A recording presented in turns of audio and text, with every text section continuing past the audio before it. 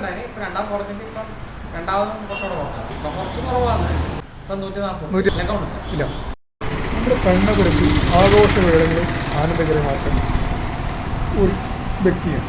അതാണ് നമ്മുടെ ജയൻ്റെ chicken stall.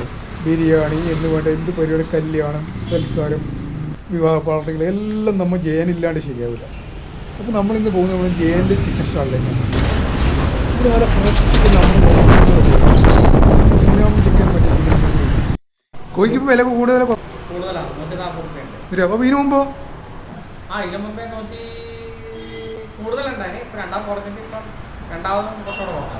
അല്ല, ഇപ്പം മത്സ്യത്തിൻ്റെ ആളധികം കഴിക്കാത്തതുകൊണ്ട് നിങ്ങൾക്ക് കോഴി ചിലപ്പോൾ കൂടിയിട്ടില്ലേ? ചിലവുണ്ട്, കച്ചവടമുണ്ട്.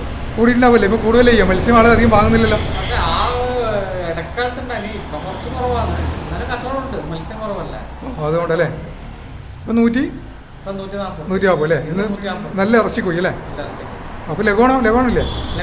ഇല്ല. ഓക്കെ, ഒരു ബിരിയാണി പീസും ഒന്ന് കറി പീസും ആക്കിയാൽ മതി. ഇപ്പോൾ ജയൻ നമ്മൾ വീണ്ടും സാധനം എടുക്കുന്നുണ്ട്.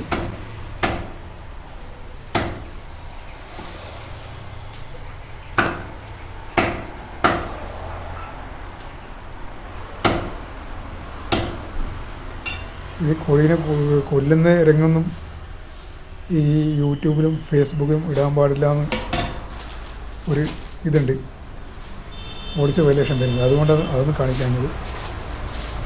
പിന്നെ ഈ ചോരയൊന്നും കാണിക്കാൻ പാടില്ല. അതുകൊണ്ട് നമ്മുടെ ആരെങ്കിലും ഒഴിവാക്കിയിട്ടാണ് നമ്മൾ ഇടുന്നത്. ഇത് ബിരിയാണി പീസാണ് ചെയ്യാനെടുത്തത്. കറി പീസ്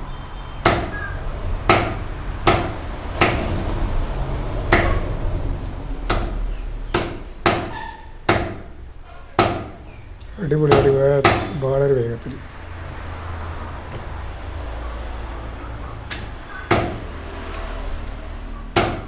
അപ്പോൾ നിങ്ങൾക്ക് ചിക്കൻ വേണമെങ്കിൽ നമ്മളെ കണ്ണപുരം ജയൻ്റെ അടുത്തേക്ക് വന്നാൽ മതി.